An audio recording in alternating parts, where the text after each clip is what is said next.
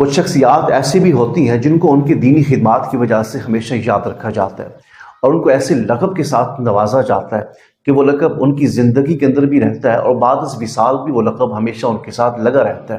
مثال کے طور پر کسی کو اعلیٰ حضرت کا لقب دیا گیا، کسی کو حکیم الامت علامہ اقبال کا لقب دیا گیا، کسی کو حضور حافظ الحدیث کا لقب دیا گیا، کسی کو غزالی زمان کا لقب دیا گیا۔ یہ وہ شخصیات ہیں جن کا زمانہ تو ہم نے نہیں پایا، لیکن آج بھی ان کے لقب کے ساتھ ان کو یاد اس لیے کر رہے ہیں کہ ان لوگوں نے دین کی غلامی کر کے یہ ثابت کر دیا کہ جو صحیح معنی دین کی غلامی کرتا ہے، خدمت کرتا ہے، بعد از وصال بھی اللہ کریم ان کے نام کو ہمیشہ زندہ رکھتا ہے۔ ناظرین اکرام، ان تمام شخصیات کا اگر الگ الگ ذکر کرنے بیٹھ جاؤں تو وقت بہت مختصر ہے، اس لیے مختصر وقت کے اندر میں اپنی بات کو ختم کرنا چاہوں گا۔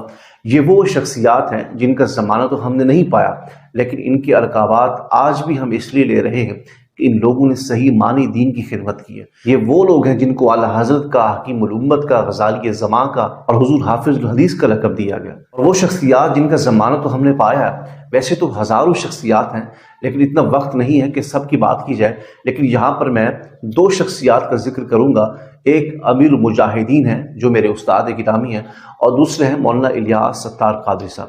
یہ وہ شخصیات ہیں جن کا ہم نے زمانہ پایا۔ یہ ہماری خوش نصیبی ہے کہ ان دونوں شخصیات کا ہم نے زمانہ پایا۔ ایک امیر المجاہدین جن کے سامنے بیٹھ کر میں نے حدیث پاک کا سبق پڑھا، اور دوسرے مولانا محمد الیاس ستار قادری صاحب جن کی زیارت کی خواہش تھی مجھے، لیکن ان کی زیارت مجھے مسجد نبوی میں حاصل ہوئی۔ پچھلے سال جب آقا علیہ السلام کی بارگاہ کی حاضری کا مجھے شرف حاصل ہوا، تقریباً رات کے 1 بجے کا ٹائم تھا، میں بھی مسجد نبوی میں پہنچا۔ اسی دوران میں نے دیکھا کہ مولانا الیاس ستار قادری صاحب بھی مسجد نبوی میں موجود تھے، تو اسی دوران مجھے آپ کو دیکھنے کا موقع ملا۔ یہ وہ شخصیات ہیں جن کا ہم نے زمانہ بھی پایا ہے اور ان کی زیارت سے مشرف ہوئے ہیں۔ جن کا زمانہ ہم نے نہیں پایا وہ امام احمد رضا خاں رحمۃ اللہ علیہ ہیں، ان کی دینی خدمات کی وجہ سے ان کو اعلیٰ حضرت کا لقب دیا گیا۔ جن کا زمانہ ہم نے نہیں پایا وہ ڈاکٹر علامہ اقبال ہیں، ان کی خدمات کی وجہ سے ان کو حکیم الامت کا لقب دیا گیا۔ آپ سے کسی نے پوچھا کہ آپ کو حکیم الامت کا لقب کس نے دیا اور کس وجہ سے آپ کو حکیم الامت کا لقب ملا، تو آپ نے فرمایا کہ میں نے کثرت کے ساتھ آقا علیہ السلام کی بارگاہ میں درود پاک کا ہدیہ پیش کیا۔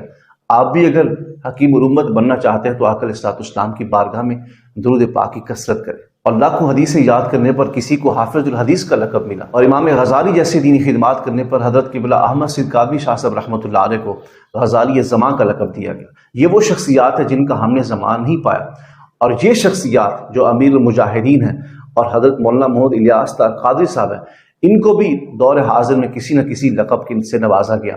حضرت قبلہ خادم حسین رضوی رحمۃ اللہ علیہ یہ وہ شخص ہیں جو شیخ الحدیث ہیں۔ میں ان کے پاس حدیث پاک کا سبق پڑھا، لیکن آقا علیہ السلام کی ناموس کی جب خدمت کی تو ان کو علماء کرام نے امیر المجاہدین کا لقب دیا۔ ویل چیئر کے اوپر بیٹھ کر انہوں نے آقا علیہ السلام کی ناموس کی حفاظت کی۔ جب لوگوں نے آقا علیہ السلام کی ختم نبوت کے اوپر ڈاکہ ڈالنا چاہا، امیر المجاہدین نے ان کے سارے ارادے خاک کے اندر ملا دیے، ان کو نیست و نابود کر دیا۔ اور باقی رہی مولانا محمد الیاس ستار قادری صاحب کی شخصیت، کچھ دن پہلے مجھے اس بات کا علم ہوا کہ آپ کو ایک لقب سے نوازا گیا۔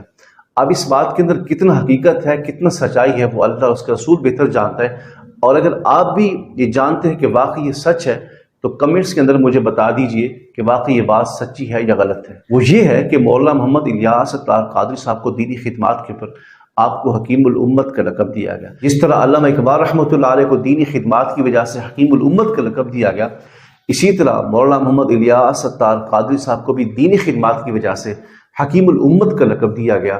میں مبارکباد پیش کرنا چاہتا ہوں حضرت کی بارگاہ میں کہ اللہ کریم آپ کو مزید کامیابیاں اور ترقیاں عطا فرمائے۔